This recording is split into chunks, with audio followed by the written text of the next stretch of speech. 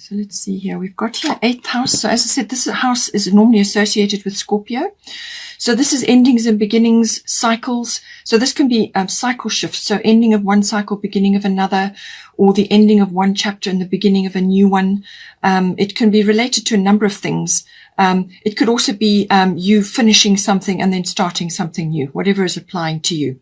8th house is usually to do with the nuts and bolts of a committed partnership or relationship. So the partnership can be business, or the relationship can be obviously a love relationship, a commitment. If this is a committed relationship, this is not a love affair. This is something that's where you are committed to one another and you have something in place. And this is the nuts and bolts of how that's going to come together, emotionally, materially, and so on. It's the nuts and bolts. How's it going to fit together? It's also about handling other people's resources. So this may be either your person or family members, or it may be a profession for you. This is also the house of finance, big finance. So this is to do with banking, accounting, investments, assets, insurances. Tax comes in with this, and also anything to do with setting up a legacy, or receiving a legacy, or setting up a legacy, or inheritance, if that's the case. Overall, it's normally to do with symbolically with death. It can be a physical death, hence the inheritance issue coming in, but it's normally a symbolic death. Now, this can usually be to do with ego. So this is especially if you're coming together in a relationship with somebody and you're putting the nuts and bolts of it together. Sometimes you have to go through an ego death in order to go about that ethically, and to create something good between you. But it can also be tackling various other types of issues around money and so on. It is also about birth, and this can be physical birth, but it's quite often associated with birthing something. So hence you have the endings and the beginnings, the ending of a cycle and the beginning of a new one. So you will be birthing. It can be regeneration and renewal. So this is like the phoenix rising up. Or it could be to do with health, or it could be to do with some other aspect, perhaps a business side or something else that's going on, regeneration or renewal. So if you are really in a committed relationship, then this can be the regeneration and renewal of that. So hence letting go of the past and bringing new things in. So all of these aspects come in, but for some of you, it may just be purely finance, and others it may be related to, the relationship or partnership side, but it can also be bringing in aspects to do with your psychic abilities or your psychic intuitions about things. They could really be enhanced at this time, especially with Uranus there. Uranus can activate that. So it's obviously about the genius within, and this can manifest in lots of different ways. So we have, as I said, we've got Uranus here. We've also got Mary Magdalene, unconditional love. So if this is to do with relationship issues, then necessarily it may be, or partnership, it may be to do with that. The how you're going to put it all together, seeing and hearing things, and the money side of it, and how it's all going to work, and perhaps even dealing with other people's money. There's various aspects that can come in. Now with Uranus coming in, this is saying that expect the unexpected with this. So something could be coming in to do with the finances, or the relationship, or the partnership, or it could be some other something else that comes up, or it could just be you receiving a download or some kind of vital information which helps you to move forward. This can be a leap in consciousness. Okay, you could also be seeing aspects financially which you can then use to help others, but just make sure that it's coming from the right place. Okay, unconditional love. Unconditional love is giving love out to others and not expecting anything back in return. So this is about possibly humanitarian things, or dealing with things, or helping others, or helping your person, or others that you may be managing finance for, various ones, doing it in a way which is comes from a good solid base. It could also be just assisting your person with various things, or you could be seeing your person going through the 8th house, ending of a chapter and the beginning of a new one, or some sort of ego death and so on. And you may just be seeing that. Love yourself, others, and every situation, no matter what the outward appearances may be. So this could be related to your profession. You could be seeing various things going on. Uranus genius is very much about breaking free from something. It can be liberation from something. It can also be a leap of consciousness, as I say, or it could be access to technology of some kind. This can be advanced tech. It can also be rebellion coming in, just feeling restricted and wanting to break free from that. But it is all about change. Uranus brings that in, and it can be very swift. It can be like a bolt of lightning. As I said, it could be a download, a consciousness download, or seeing something like a realization or a perception shift, just understanding something really deeply at this time. And as I said, Mary Magdalene, come back to unconditional love. Obviously, if it's within your profession, then make sure that everything is above board. But it's saying love yourself, others, and every situation, no matter what the outward appearances may be. So try and do your best to come back to that energy, and let it govern your interactions here.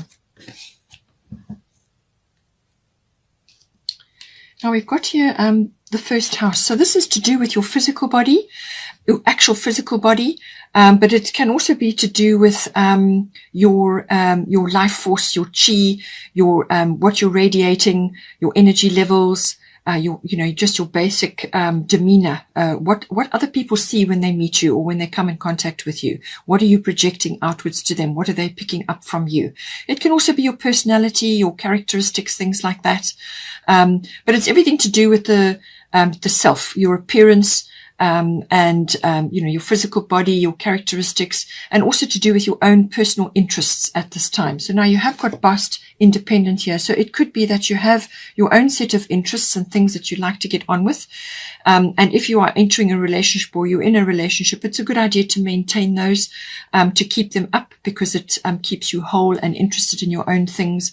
And it just brings freshness and energy into your life. So all of these aspects, it's also about how you meet things in your life, how you move forward into your experiences. What sort of, how are you setting sail on your boat? How are you navigating? It's what you're projecting out into the world. It governs your first house. And obviously what affects you in your physical self, is going to affect any relationship that you're in, because the two are, your person that you're with is a reflection. So, those two are always going to be, in this, combined. Now we have got here, Venus love. So we have got love here for you. Love is here for you. And, it can also be, if you're not in a partnership, it can also be to do with self-love. So this can be pouring what you would normally pour into a relationship, or to your best friend, or to your whatever else that you've got going for you. Bring it back into yourself as well, because then you fill your cup up and then you can give to others. You can't come from a cup that's empty. You just won't be able to give. What it will end up being is being more like a resentful martyr type situation. You don't want to go into that. So fill up your cup. Make sure that your cup is full, and then you can share it with others. Venus is all about love, obviously, or all the many expressions of love. But it is, expressions of love for others, but also for yourself. And it can also be to do with beauty and refinement. So this could very well be indicating that a makeover is required on a simple basis. That's exactly what it can be. Making over yourself. So changing the way you're dressing, or perhaps getting a new haircut, or just changing something about your external self. And also just remember, whatever love you're giving to yourself is so within, so without. So whatever you are giving yourself within, it will reflect outwards, and that is what you will project outwards to others. So love yourself, and then others will pick up on that as well. It can also be about refinement of some sort. So it could be that you are understanding certain issues about the love of yourself, and also how you can share it with others, what you're projecting to others, what others are going to pick up, how are they going to pick it up, what are they seeing? And everything around that. It can also be all kinds of things related to the beauty industry maybe coming up for you. It's also about, handcrafts, things like that may come in. Maybe it's a hobby of yours, an interest of yours, something that you can actually, enjoy, but actually, perhaps expand in some way, or use it to help you relax. anything that is creative and beautiful, and something that you can get involved in, and something that's going to enhance, it's a hobby or an interest of yours. It can also be about a windfall. Maybe a windfall is coming in for you, and if that's the case, then make sure you spend something on yourself. Give back to yourself, whether it's in clothing or a makeover or a nice massage or a spa day, whatever it is. Make sure you love yourself first with this, and then you can give to another. There is some spontaneity here, as I said. So with Freya, bold, I feel that this is going to be the situation. Use a little bit of the spontaneous energy, and give back to yourself, and then surprise perhaps your person if that's what you want to do, or if you're in a relationship. It's about, doing things without premeditation, just doing it because it feels good and it feels right and it's enjoyable, and it's going to be good for you to do that for yourself.